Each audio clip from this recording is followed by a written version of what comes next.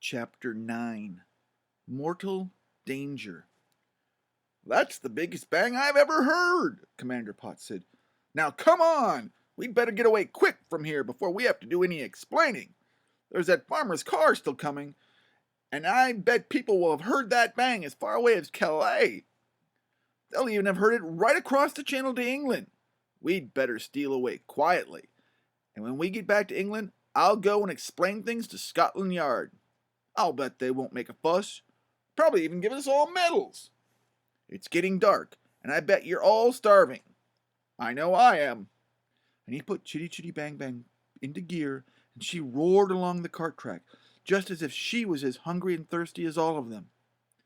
But, but, but, and again, but, as they approached what they thought had been a farmer's car, they saw it was a big, black, open tourer, a very powerful-looking car indeed.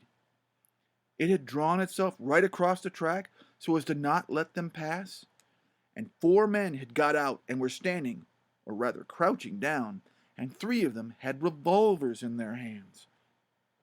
One of them, a huge, unshaven giant of a man with shoulders as big as a gorilla's, came slowly towards where Commander Pot had been forced to pull up.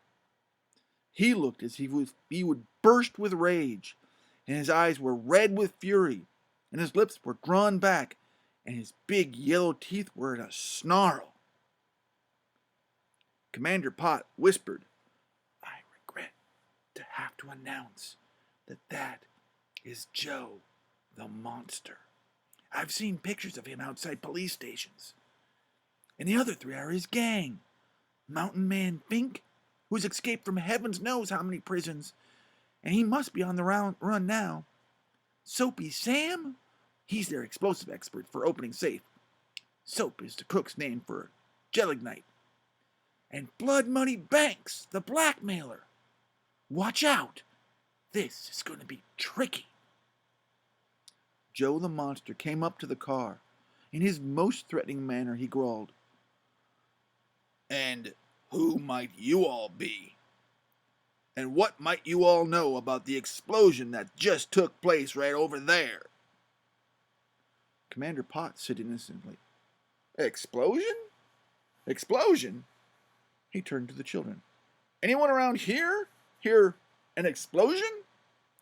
And Jeremy said brightly, "There was just a bit of a pop now, Daddy.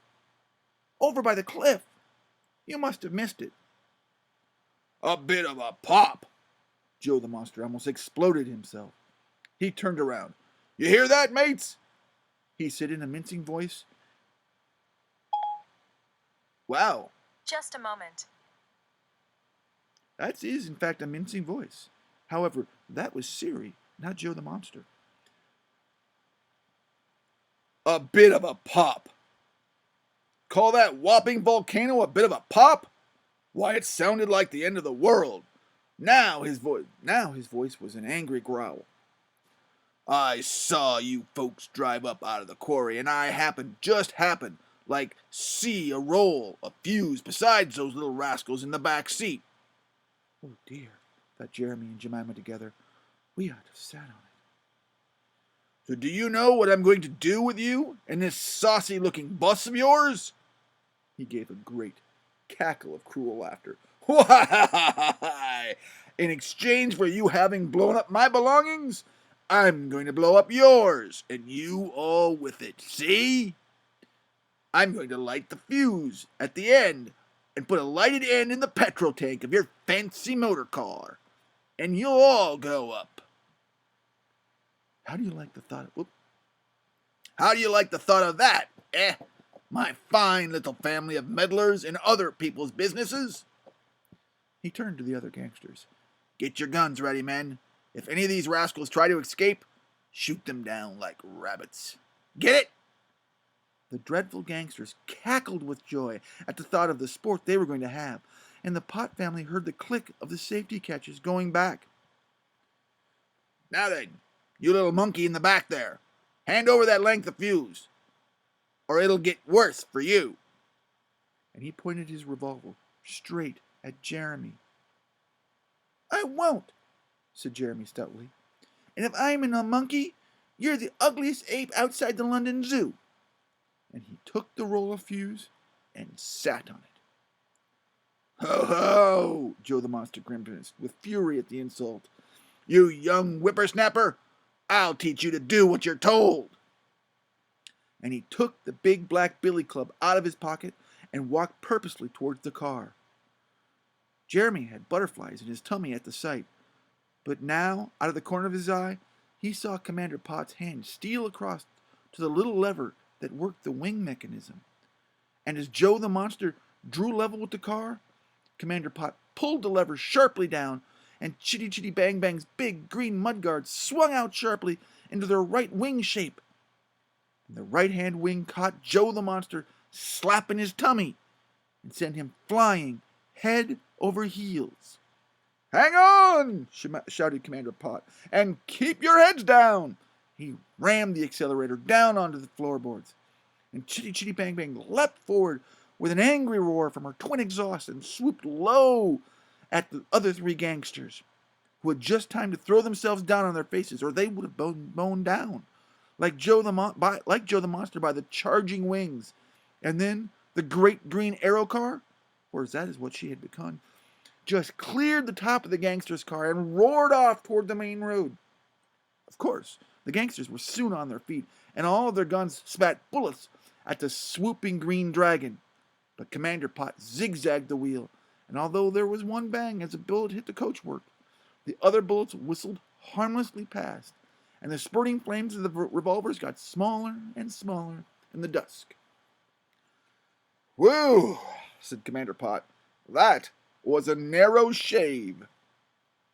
The others made wooing noises and thanked heaven for the way their magical Chitty Chitty Bang Bang had saved them from the terrible gangster revenge.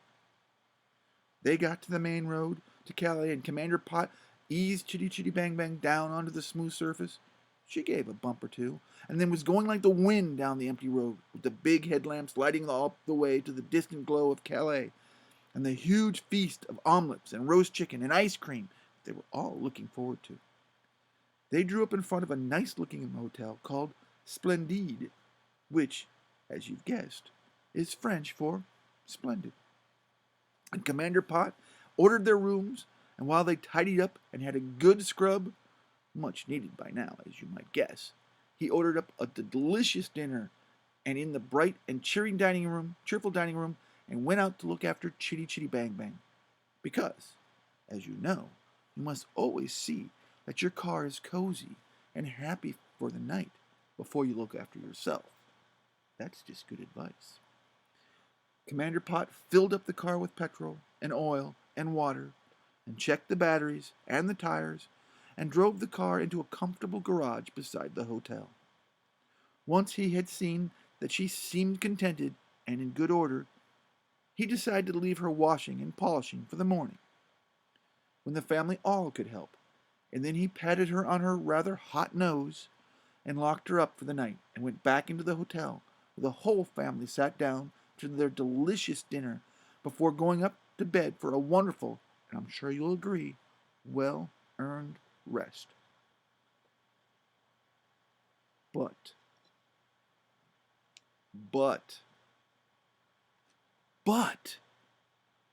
and again,